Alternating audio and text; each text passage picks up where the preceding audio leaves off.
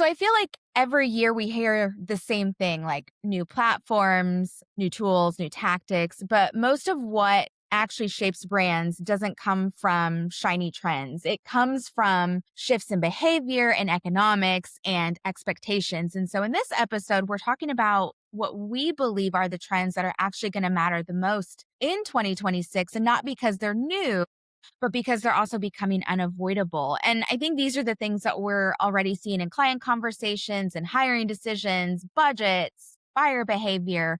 And if you understand them now, we feel like you can make smarter decisions heading into next year. So, Erin, I want to pass it off to you because I know all of us have done a lot of research on these different trends that are happening for this year. And I know, like, in our podcast over the last few episodes, we've actually talked about some of these trends. So, what's one that you're really seeing taking shape throughout the coming months? Yeah, absolutely. One of my top things for 2026 that I've seen, especially being on social media, is the rise of content. That with AI generated content, there's so much more out there now, not only in videos that are AI generated, but a lot of paragraphs, people talking on LinkedIn, and a lot of companies are putting out really big, long posts that if you wrote them, awesome, great. But most people are AI generating them to save some time and to also just get a wide variety of content. And there's nothing wrong with that, but I think there's a really important take that you have to think about it with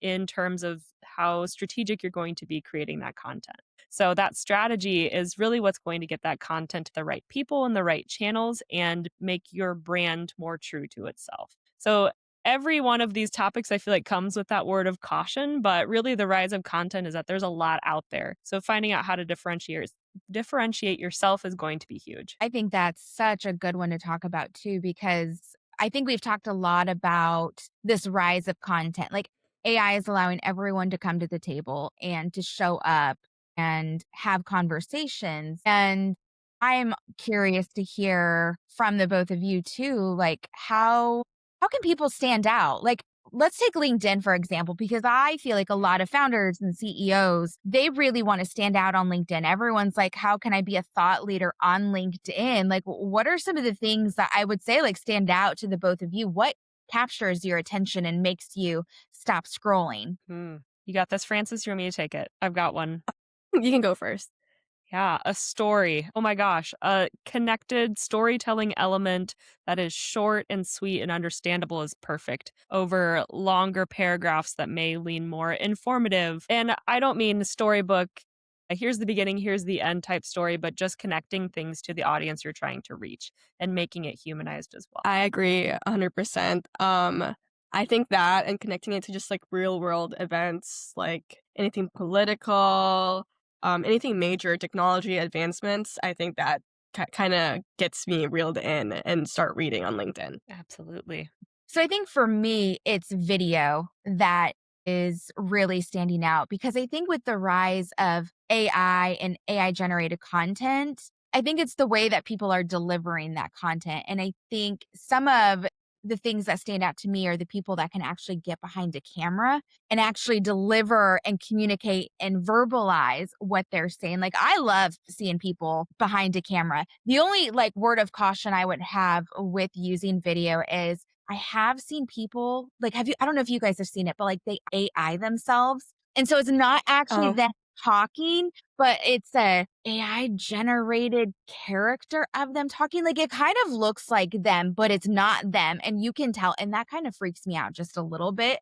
Yeah, I think that's probably how everyone else reacts too. So I would say like that's my word of caution because I do think people are afraid to just sit behind a camera and talk. And I know I was too, like, and I still kind of am. I'm not like the best at video. Podcasting is a little bit easier for me, but the video definitely makes me pause because it's so easy for anyone to just generate words, put it out on LinkedIn. But I think in order to stand out a little bit more and take it to that next level, it's definitely trying to use video as that content delivery mechanism. Absolutely. And that's actually another one of my trends for 2026 is short form video content. I think when we look at platforms that are super popular like TikTok, and then we've even seen those short form videos roll over into Instagram and Facebook, you're 100% right. People love that really short snippet engaging. It doesn't have to be a huge transaction of your time.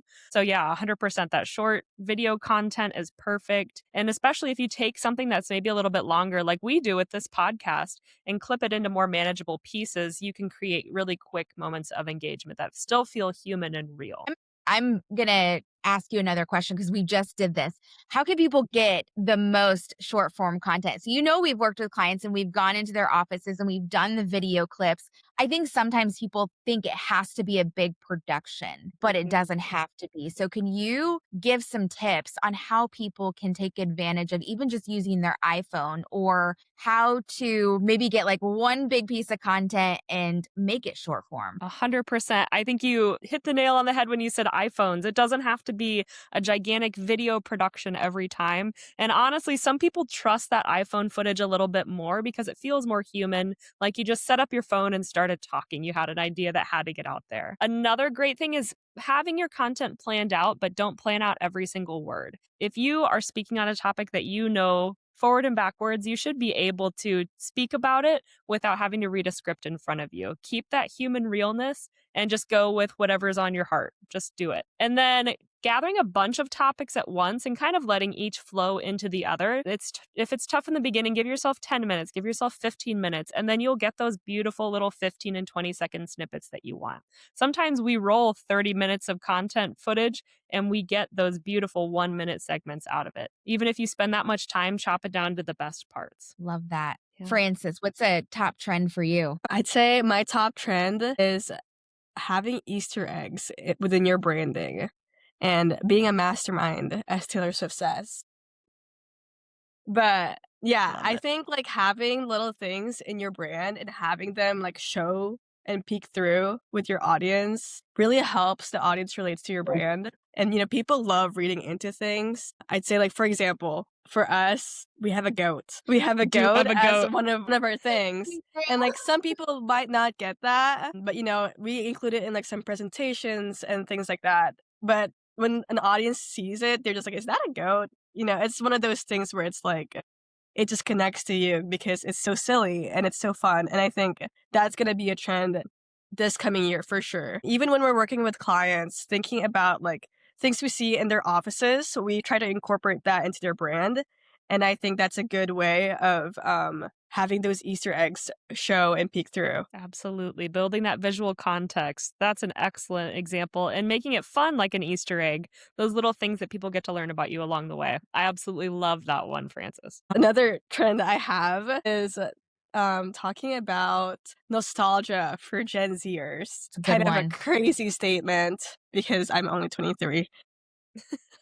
You're allowed to have nostalgia at 23. You've lived a life. But it's a big trend right now, at least like on TikTok. And you'll probably see this like from here on out because now we're experiencing it.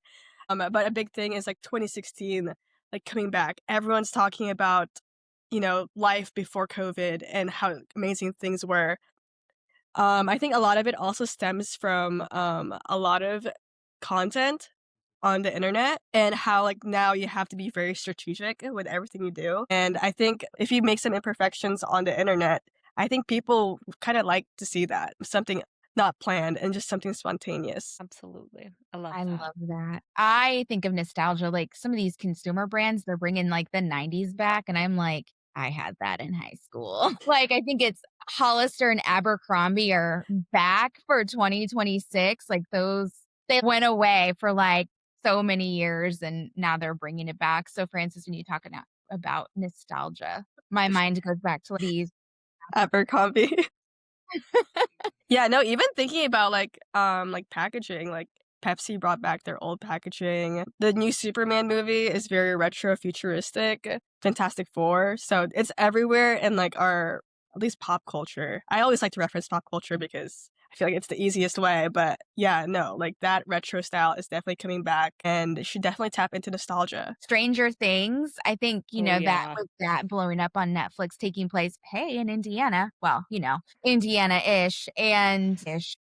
You know what I mean? But, to me, the 80s, just seeing the rise of the mall, like when the mall came about in Stranger Things, I feel like anyone that grew up in the 80s and 90s were all, yes, like this is amazing. It's so But funny how those trends circle back around. I was just thinking that, like, you see things that were in popularity and you're like, "That will never come back." And you always, yeah, eat your words when you see it in a mall or something a few years later. but a trend that I would recommend or that I'm noticing is fewer channels, better execution. Like, I feel like for a long time, growth advice was always around be everywhere, post daily, try every platform, add another channel just in case that one doesn't work. And I really think that approach is breaking down and I don't even think it's relevant anymore. And I feel like in 2026, the brands that are winning the most are probably the ones that are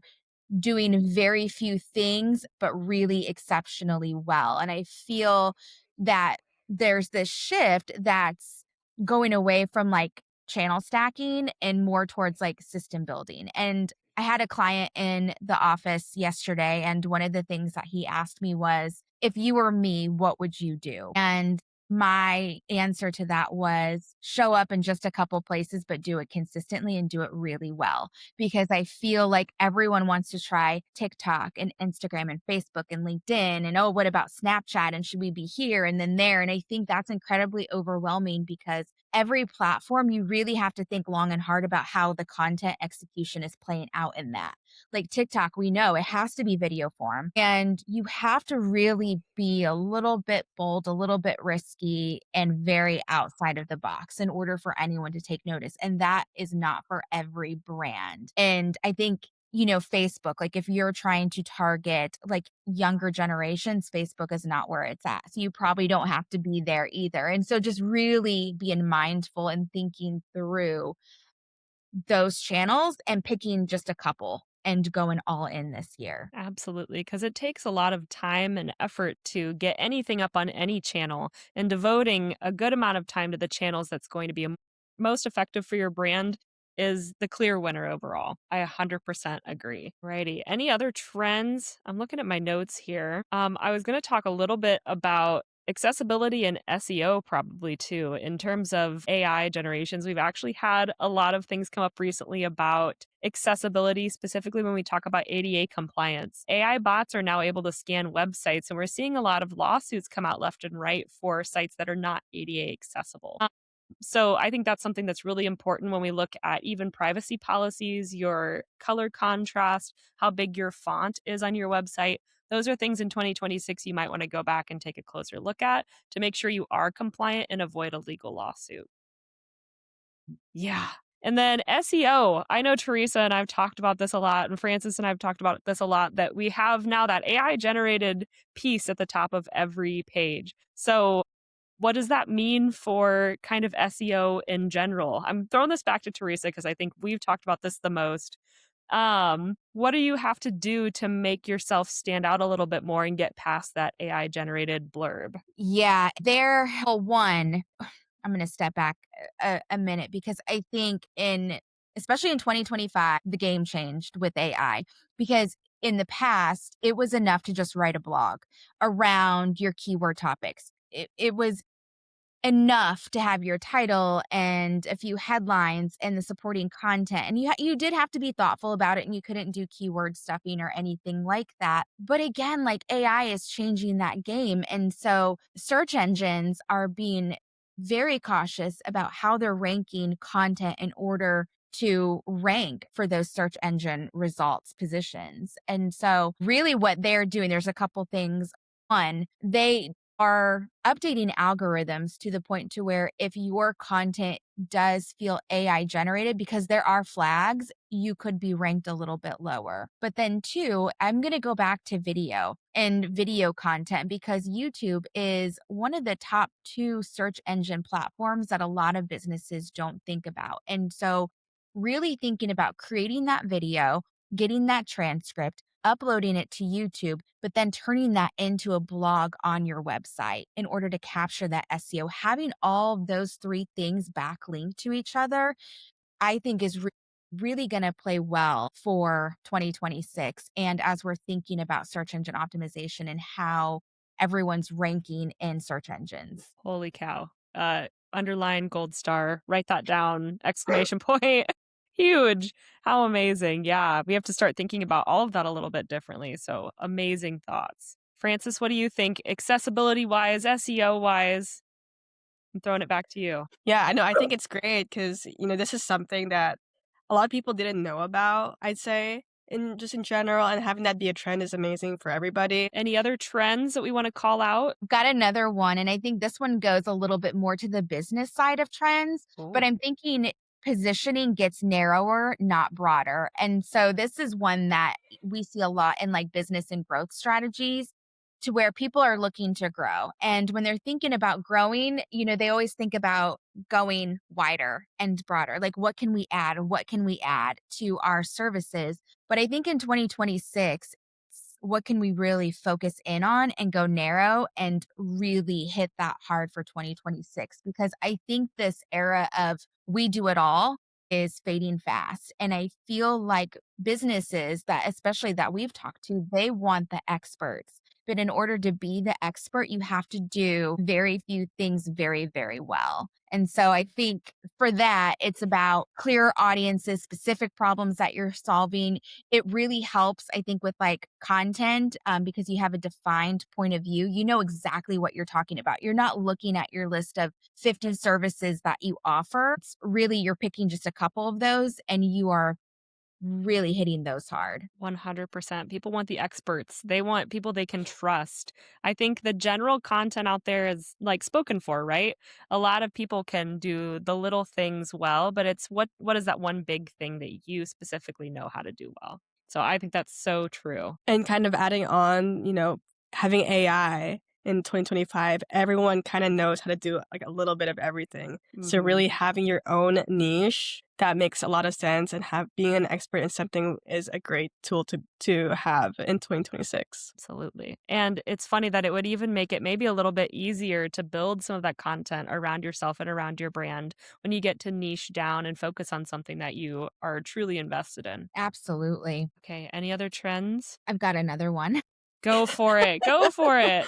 Well, and it's just because like I'm thinking of these conversations that I've had just over the last couple months because I've sat down with a lot of business leaders and they're all doing their strategic planning and Yeah, we're having these conversations about how to stand out. But we talk a lot about brand promise and what your brand stands for and how you can use that brand promise as leverage. And one of the things that we talk about is that proof is replacing that promise. And so I feel like audiences are a lot more skeptical and they're a lot more informed with all the tools that we have in order to research and to compare options and to see all of the things that are available to use. And so I really feel like brand credibility is really going to be coming from case studies, process transparency, showing the work, not just talking about the outcomes too. And then also like demonstrating how decisions are made. yeah, taking people along for the process, letting them in on the process. I feel like people are more informed and want to be involved now. So give them that chance and lead them along with you. 100%. Mhm. Francis, do you have any other trends that you are seeing for this coming year? No, not really, but I was gonna add on to what you guys were saying. Like, I feel like most of our recent clients, they like come to us because of our new website and how we present ourselves as case studies. So I think that's one of the proofs that people like there's so many similar businesses that do the same service as us, but it's really having that proof that we work that really sets us apart. Can we And shameless I plug? will Like, if you need a new website, come our way. If you need some case studies, we know a guy. Yeah. Were you going there? no, I was going to say, but I think, why that our new website stands out so much is because I narrowed down. I didn't go wider. I went narrower because if you were to look at our agency's website in let's say 2018, 2019, you would have seen us say that we are an all-in-one marketing agency. Like we could do it all. And I felt like we were putting ourselves against people that probably did some of those things better. And I really wanted to think about like what's our next move? What's our pivot? What's our shift? It's what are the things that I would die on a hill for? And it's going to be brand, and it's going to be brand strategy, and it's going to be really using brand as an asset, not as a vibe or a look and a feel. And I really wanted to educate business owners of how to do that and how to use brand as a competitive advantage. And so our new website, and Erin, you started right around the time we were making this shift. And I was like, I don't want to be known as a marketing agency. Like, yeah, we do marketing, but that's not what we're leading with. Mhm. And when we made that transition at the time, we were the only agency that was leading with brand first. We were the only one, and I will die on that hill. We were the only one that led as a brand strategy agency. And now I feel like I would say like early 2025, maybe late 2024, I saw a couple other agencies make that shift into brand strategy too, because they're also realizing that being an all-in-one agency isn't serving anyone. It's a terrible business model, if I'm being honest, in terms of skill set that you need. And, to me, it's better to do something really well. And if you have a client that has a need, you find really great partners that you can work with to provide that service without it being in-house. Like our video partners. We don't do video. I know Mhm. agencies that do, they have a little video department, but we don't need a department, I feel like, in our agency in order to supply our client with that service. And, I love that perspective of I've had just about 4 years here. I would say, even in the beginning, when we started talking and introducing ourselves as a branding agency, I got a lot more questions on what brand was. But it's not marketing, kind of. And I've actually seen that shift. So we kind of led the charge in people wanting more brand over generalized marketing. So that's been kind of a fun shift to be at the forefront. And that was such a smart move on your part, Teresa. I think it's gone really well for us. Thank you. Yeah, I love seeing these LinkedIn posts of people that are in my industry and they're like, you can't sell brand strategy. You can't make a business model on brand strategy. And it's like, yeah, you can.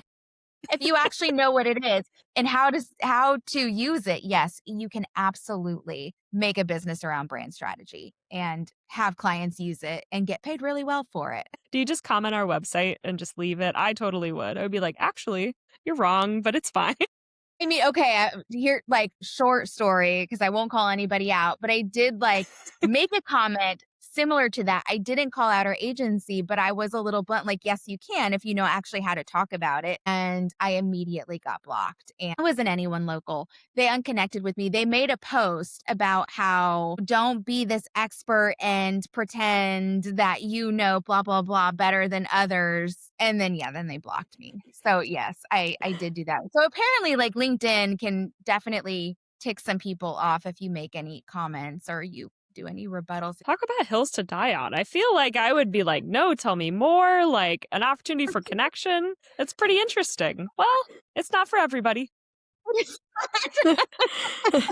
You're just speaking the truth. Maybe not everybody can handle that. Okay, another thing I had on my list was interactive design in websites. Oh, So, anytime you go into a website and like you can play with something, like your mouse interacts with something, people just love that. And I personally love that.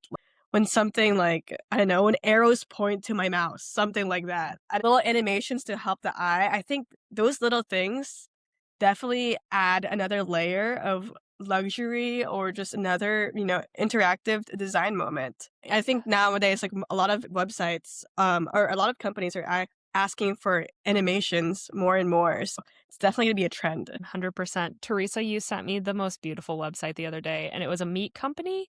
Like, s- and I wish I'd sent it to you. What? Yes.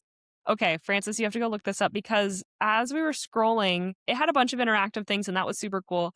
There was an ASMR block in the middle of their homepage where you could hover over different slices of meats and hear them cooking. So the ASMR was like Oh, crazy. It had like bacon crackling and hot dogs I love grilling and that. steak. And I was like, I love this. This is a perfect way to bring people into the experience of your brand in a very unique way. So that interactive piece goes very far, and you can use it in so many different ways too.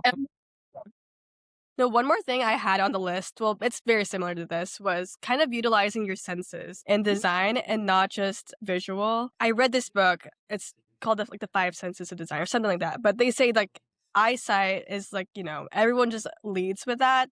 But whenever you add on these layers of or touch, it makes you remember things more. So, that website's an amazing example of that, where when you hear things and you associate it with things, it's more memorable and people get talking about it. Absolutely. Also, shout out Smithfield. I will find the website and send it to you, Francis. We'll just show it to clients and be like, would you like this? I think you should So do a grilled meat ASMR on your website. I first started hearing or got introduced to ASMR. Okay, have you guys ever listened to NPR? Yes. And they Yeah. would do those stories, and in their stories, they always included, like, those sound clips, and so it could be someone working in a kitchen, and as they were telling the story, you would hear the sounds in the back. Oh my gosh, it brought you into the story, and I really would challenge businesses to think about not ASMR as a trend, but as a way to bring people into your story a little bit more. It doesn't have to be Mhm. like you see on TikTok where people are tapping their nails on the box or whatever. Like you can actually make it, a really cool brand Yeah, element that, you never agreed. thought of before. I'm thinking classical conditioning. When you hear that bell, what do you think of? Things like Mm, that. Jingles have been around for a long time and it is part of a brand, technically. Guys, we need a yes. jingle. I well, I was trying to call to mind like all of the roofing companies here in Indianapolis that have their jingles or Yeah. yes. Oh, so good. Okay, so as like we're wrapping up, because I know we've talked a lot about today, what is one piece of advice you would give to a business as they are looking at their brand in 2026? Hone in. Decide what you want to do and go for it. I'd say stay true to yourself and, don't oversell yourself, and go for it. I love that. Yeah, I think, for me, it's going to be show up and do one thing very consistently. Instead of trying all the things, pick one thing and do it really well. So I think, as we're talking today, trends are always going to come and go. And I think the brands that last are going to be the ones that really do things with intention. And I think we talked a lot about being intentional today. And I think what's becoming clear as we look toward 2026 is that a brand is no longer something that you just decorate a business with, but it's something that you can use and create trust and use it to guide decisions and really use it to sustain growth over time. And I think we talked also about the brands that win are not going to be the loudest or the most complicated, but they're going to be the ones that are going to be clearer and more consistent. And what Francis said, like more honest and true to who they are. So, wishing everyone the best in 2026. And if you have any questions around brand or marketing and need advice, don't hesitate to reach out to our team.